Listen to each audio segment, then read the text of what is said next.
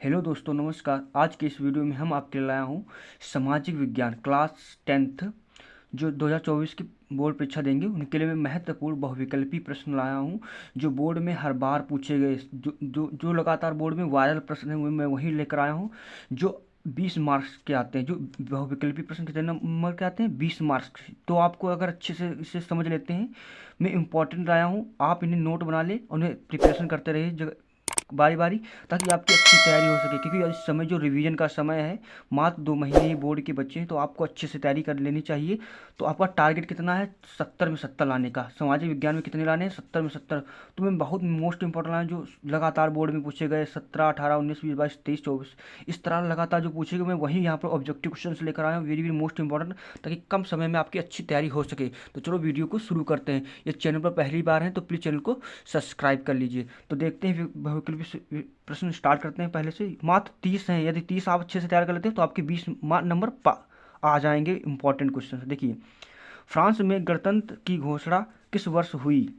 France में गणतंत्र की घोषणा किस वर्ष हुई? मतलब जो फ्रांस में गणतंत्र की घोषणा कब हुई? 1815, 1830, 1848, 1871। तो इसमें कौन सा ऑप्शन सही होगा? आपने पढ़ा तो होगा एक बार, तो यहाँ पर हम रिवीजन करवा रहे हैं, आप इन्हें नोट्स बना लीजिए। तो क्या हो जाएगा इसमें? 1848। क्या हो जाएगा? 1848 ईस्वी में जो फ्रांस में गणतंत्र घोषणा हुई थी। ठीक। अब दूसरा प्रश्न देखिए क्या कह रहा है। दूसरा प्रश्न कह रहा है, यंग इटली सोसाइटी का संस्थापक कौन था? यंग इटली जो है, मतलब कि इटली देश, जो यंग इटली सोसाइटी का संस्थापक कौन था? एक मतलब एक वो बनाया गया था जो समूह, वो यंग इटली इटली सोसाइटी के नाम से था। वो इसका जो मतलब इसका संस्थापक कौन था? Garibaldi, Bismarck, Cavour, Mazzini. तो इसमें आपको कौन सा बताना है? कौन है? मैथसनी। क्या हो जाएगा? मैथसनी। इसमें आपका ऑप्शन नंबर ये हो जाएगा मैथसनी। ऑप्शन नंबर घा सही रहेगा। ठीक, मैथसनी हो जाएगा। ठीक। प्रश्न संख्या तीसरा देखते हैं क्या है। निम्न में से किस संधि के फलस्वरूप यूनान के एक स्वतंत्र राष्ट्र के रूप में मान्यता मिली? मतलब कौन सा निम्न में किस संधि के फलस्वरूप क्या संधि हुई थी यूनान में को एक स्वतंत्र राष्ट्र के रूप में मान्यता मिली थी?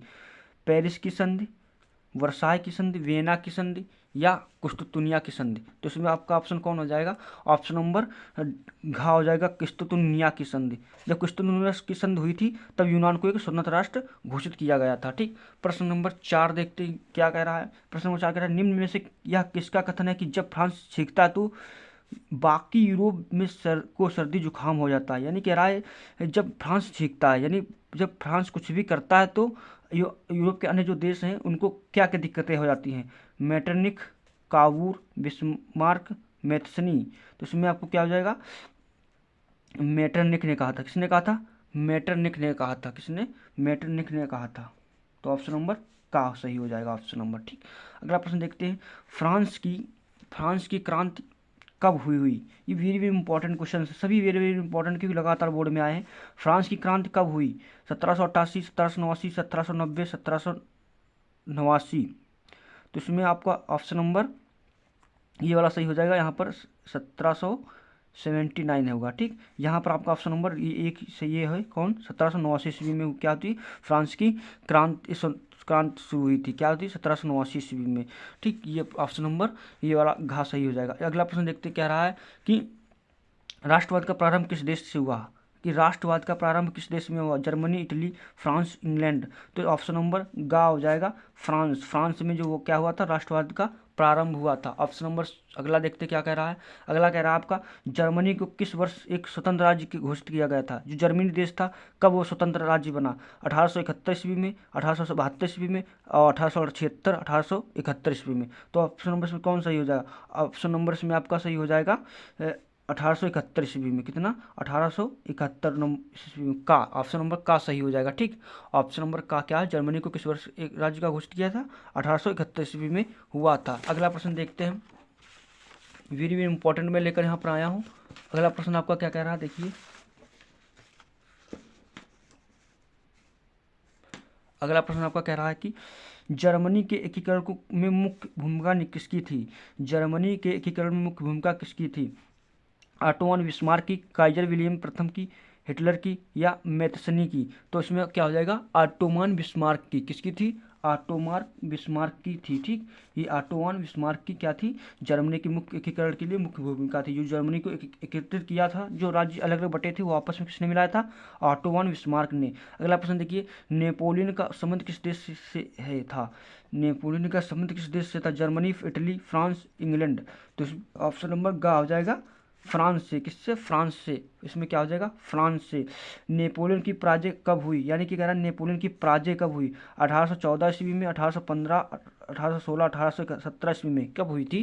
तो इसमें ऑप्शन नंबर क्या हो जाएगा, ऑप्शन नंबर आपका इसमें हो जाएगा खा। क्या होगा, 1815 ईस्वी में जो नेपोलियन हार गया था, नेपोलियन बोनापार्ट जो था वो हार गया था 1815 ईस्वी में। ठीक, अगला प्रश्न देखिए, ऑटोमान बिस्मार्क का संबंध किस देश से था, Italy, Germany, France, Britain. Ottoman Bismarck किस देश का था, ऑटोमान बिस्मार्क जर्मनी का था। कहाँ का था, जर्मनी का था। ठीक, ऑटोमान बिस्मार्क कहाँ का था, जर्मनी का था। ठीक, अगला प्रश्न देखिए, 1789 ईस्वी में फ्रांस किस प्रकार का राज्य था, असीमित राजतंत्र, सीमित राजतंत्र, प्रजातंत्र, गणतंत्र।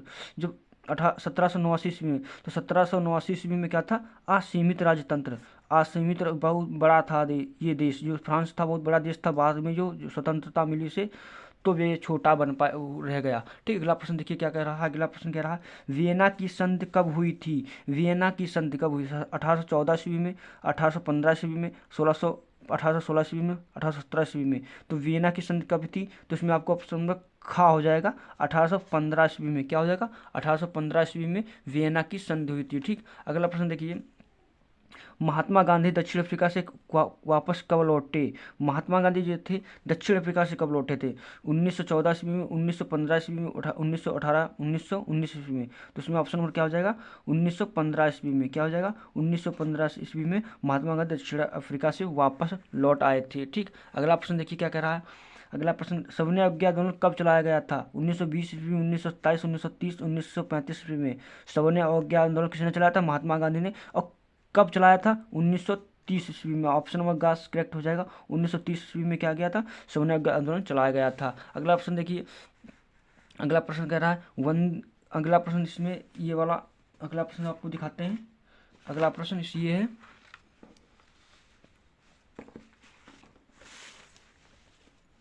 ये अगला प्रश्न कह रहा है, वंदे मातरम गीत के किसके द्वारा लिखा गया था, ये वंदे मातरम गीत किसके द्वारा लिखा गया था, बंकिम चंद्र चट्टोपाध्याय, रविन्द्रनाथ टैगोर, अविंद्रनाथ टैगोर, महात्मा गांधी द्वारा किसके द्वारा लिखा गया था। तो आपको पता है ना, तो कि कौन किसने लिखा था, बंकिम चंद्र चट्टोपाध्याय ने लिखा था। ठीक, तो ये क्या है, ये वंदे भारत गीत के लिखा गया। ठीक, चोरी चोरी कांड कब हुआ था, चोरी चोरा कांड कब हुआ था, 1920 ईस्वी में, 1921, 1922, 1925 ईस्वी में।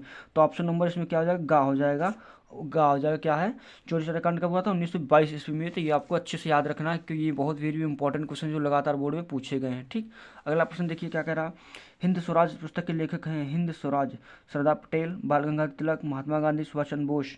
तो हिंद स्वराज के लेखक को पुस्तक के लेखक कौन है, महात्मा गांधी। महात्मा गांधी ने क्या लिखा था, हिंद स्वराज पुस्तक के लेखक हैं। हिंद स्वराज एक पुस्तक थी, उन्होंने इसे लिखा था। ठीक, तो अगला प्रश्न देखिए क्या कह रहा है, अगला प्रश्न कह रहा है कि भारतीय राष्ट्रीय कांग्रेस की स्थापना कब हुई थी, भारतीय राष्ट्रीय कांग्रेस की स्थापना कब हुई थी।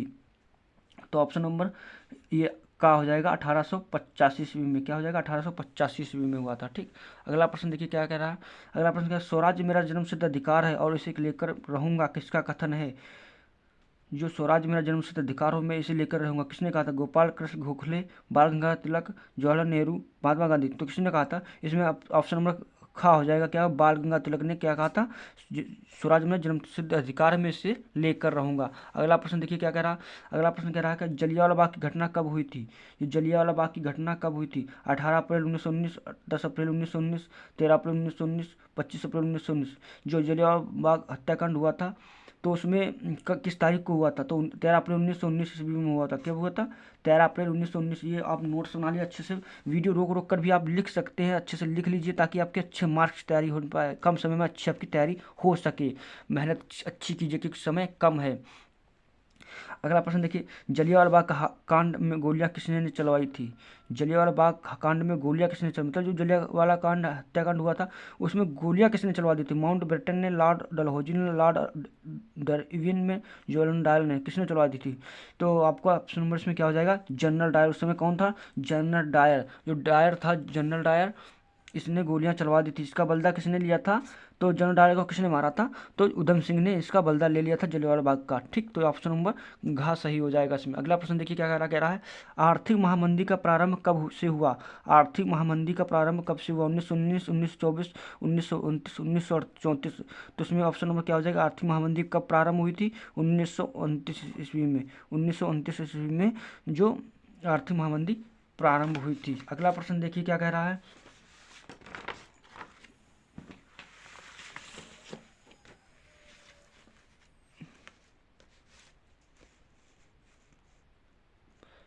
अगला प्रश्न, संयुक्त राष्ट्र संघ का मुख्यालय कहाँ पर स्थित है?